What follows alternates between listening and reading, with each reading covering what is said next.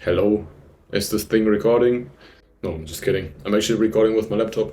This is pretty low budget, but this is also just a hobby, and I like talking to you guys, spreading some ideas I have.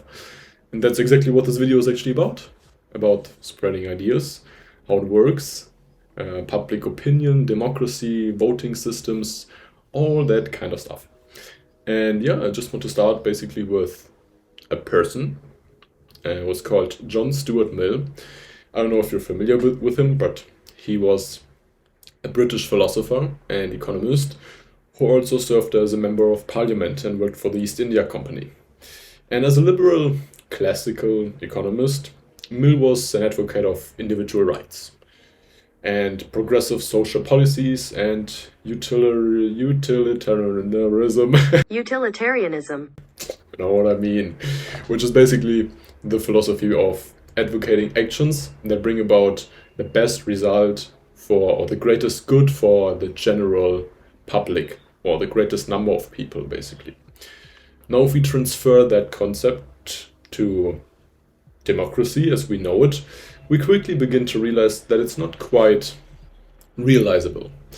In a democracy, the people know what makes an informed voter, what questions that person should be able to answer. But they cannot answer them or those questions themselves, actually. And this is because people do not actively inform themselves, and also because of our biases. I've discussed biases in depth in previous videos. You should definitely check them out to understand yourself and other people better. And also get my free ebook, by the way, shameless plug, it's in the description below. And it's about basically handling life and having a good starting situation to tackle the chaotic world we're living in. So again, we basically vote for people who resemble our identity, not what is best for the country, objectively. Because you actually want to be loyal to your party and views you hold. And that's why even the representatives are elected incorrectly. You cheer for them, you become cheerleaders. And no matter what they portray or what their public opinion is, you decided to be left-leaning or right-leaning, conservative, liberal, like even in the center. And so you feel inclined to follow your intuition, basically, because you've had these beliefs for so long. And to top it off, we also vote against certain candidates, so just that they don't get into office and have the power. Democracy, as we have learned, or yeah, are being taught about it in school and college, does not really work in practice. And even the old Stoics, such as Plato and Aristotle, criticized it. But as with capitalism as well, there simply isn't a better solution at the moment. At least no apparent one, probably. You could argue as well, maybe there is some hidden force or power that wants to keep up the status quo because they benefit so richly from it. And you even got a valid point there, because we usually think of Russia as this totalitarian state. Same with like China, North Korea. And also, if we're talking about suppression, these countries come to mind. And they suppress speech pretty obviously. But in Western countries, it's also done, just more subtle. It's not as obvious. The elected officials are straight up lying, and they know it, and you know it, and we still gotta accept it because, well, what are we gonna do at the end of the day? Sometimes these officials get pressured or blackmailed by like the CIA and the FBI, for example, in America, with evidence that they hold against those politicians, and sometimes not. But at the end, yeah, it turns out it was just a straw man or just a conspiracy or some group doing some hidden stuff. No one really knows what's actually like going on and who is in control of the big decisions that are being made. Most people have no real principles or values to rely on. So they just go with the flow and hold on to, well, greed and power and recognition, what actually rules society and what we do, how we direct our lives, basically. If you ask the average voter a question today, and then the same question in 3 months, let's say, they will probably answer differently. They say, well, no, I always thought that way. We don't need to take the 3 months. It could also be years, of course. But if they have an opinion today, it's pretty unlikely that a well-informed person will actually have the same idea or thought or view years later or months later. Because if you're actually curious and want to expand your intellect, you change opinions pretty regularly. So yeah, and then if you do it, you also have the courage to say, hey, I was wrong, I was wrong. And most people just don't do it. We are incredibly bad at self-inquiry, especially if you don't practice it on a regular basis. We always want to belong to some group and will do anything to reinforce our existing views. And if you encounter a different opinion within the group, you actually prefer to maintain harmony by belittling and attacking that person rather than the opinion they hold and actually discussing that. We should realize that at the end of the day, we are more alike than we are different. And love runs through everything we do and think. It's a fundamental force in our lives that is inexplicable and intangible. Even Einstein said it. It's the one force that connects everything, basically. Gravity also sort of does, but hey, love is more philosophical. I like it better. And that's why it's so important to realize that most people are simply genuinely kind and have a moral compass that is directed in the correct direction. Of course, morality is subjective, and still you can hold certain truths to be self-evident and not act upon those truths because of your subjective dilemma you may be facing. You could say, hey, it's objectively good for me to lose 10 pounds if you're a little obese, for example. Like the biological factors, everything around it makes total sense. And yet still, subjectively, you like to eat ice cream, preferably every day. And so these are in conflict all the time, basically. The objective truth about changing something to better the wellness of yourself or a group, and then also the subjective needs and wants that you have. And I think that the internet has done great things for society, but also pretty bad things. And you just get a different picture if you're spending 7, 8, 9 hours a day on social media. Okay, back to John Stuart Mill. He had 4 pillars of free speech. First, that opinions must not be silenced because they might be true and because their silence implies infallibility. Second, that the suppressed opinion could contain a partial truth, which, together with the prevailing opinion, could form a whole truth. Third, that an opinion, even if accepted as a whole truth, withers and dies when people stop expressing dissenting opinions about it. And fourth, that without discussion, the meaning of truth is lost or transformed into a mere creed that few people really internalize. Mill basically argues that even the beliefs that people hold most dear must remain open to the criticism of others, because there can always be a better truth.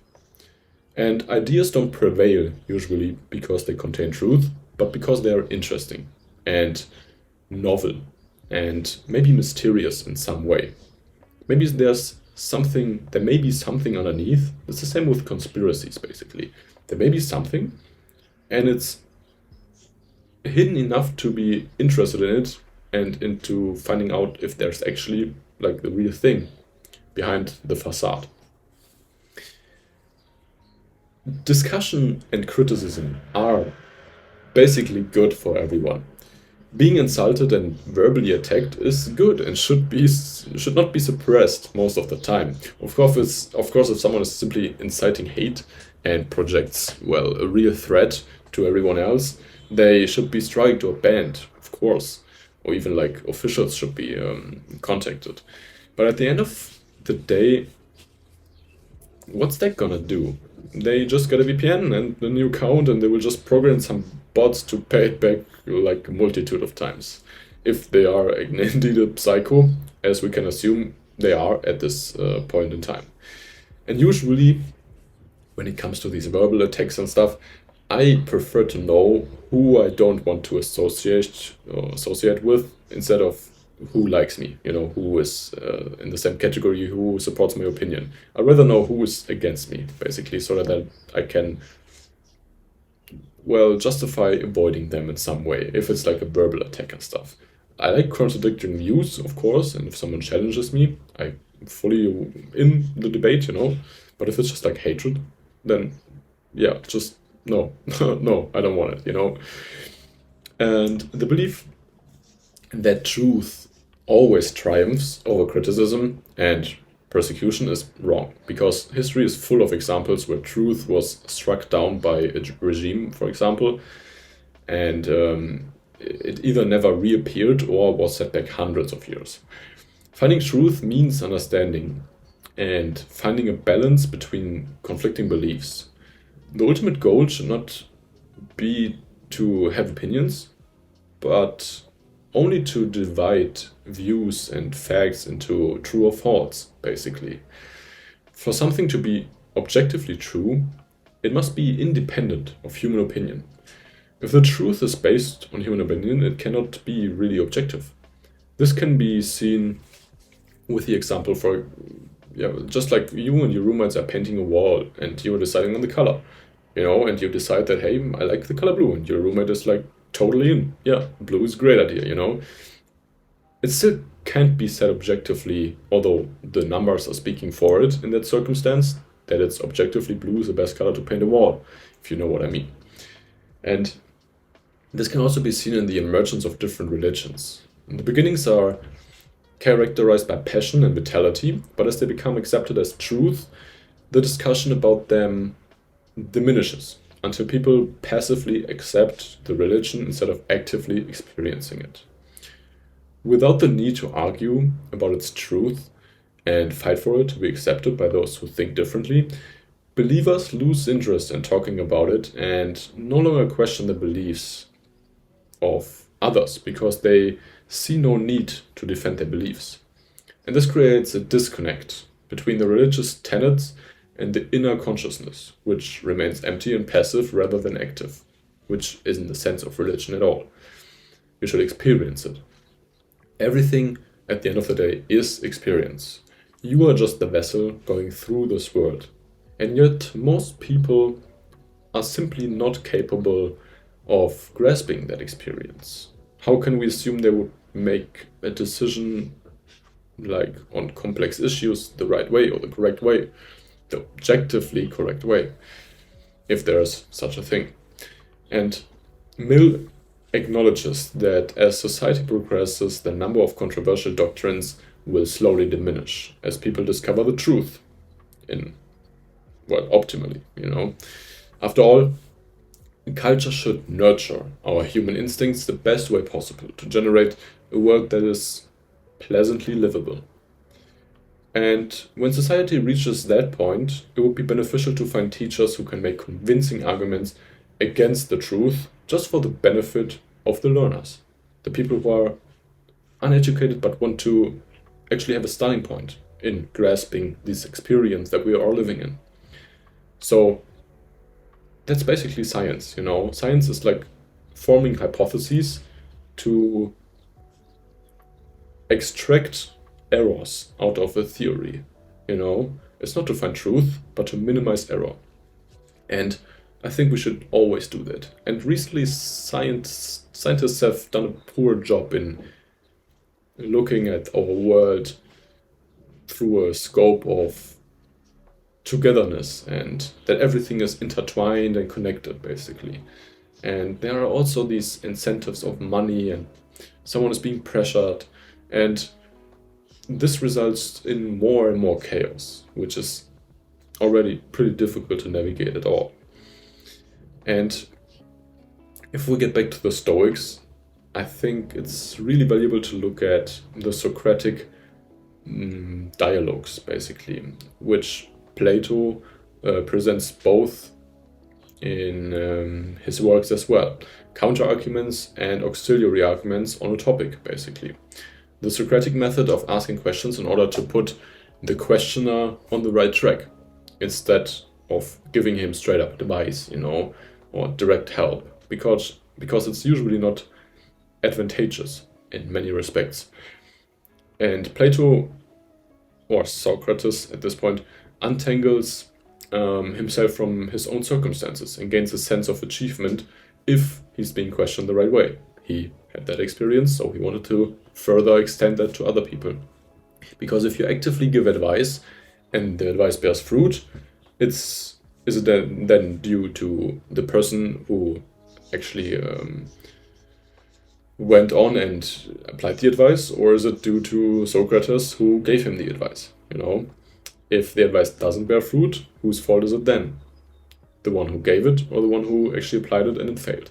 The blame is always on to you, basically, and so is the accomplishment if it does actually bear fruit.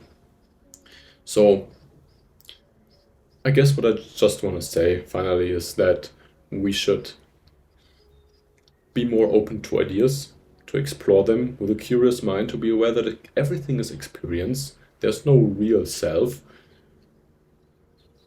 or at least there is. Sometimes we have the assumption that there is a self in this body, and the body is the vessel, and you should explore what that self is and why it's reacting a certain way to situations and perspectives and public discourse, And then I guess if you're like angry about a tweet or something, just do 50 push-ups and then think again if you actually want to type in that angry answer you just formed in your head, okay?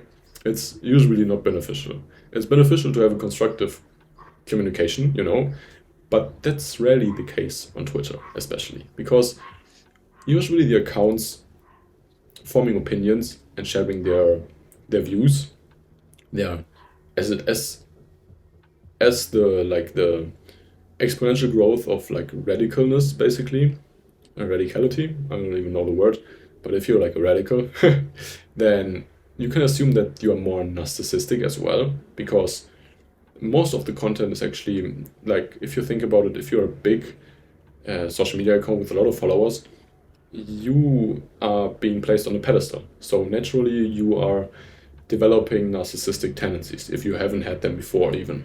So you should always be aware that like a small minority is very loud on the internet, okay? And they're very manipulative and also on average have a higher IQ, less empathetic.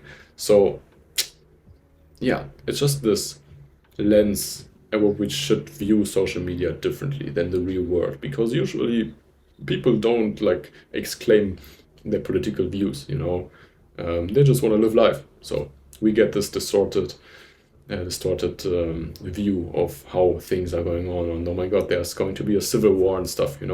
Things are not looking too great, to be honest, of course, but I think the indicators are more prevailing on the internet than they are in real life, and usually touching grass is a good way to get out of it.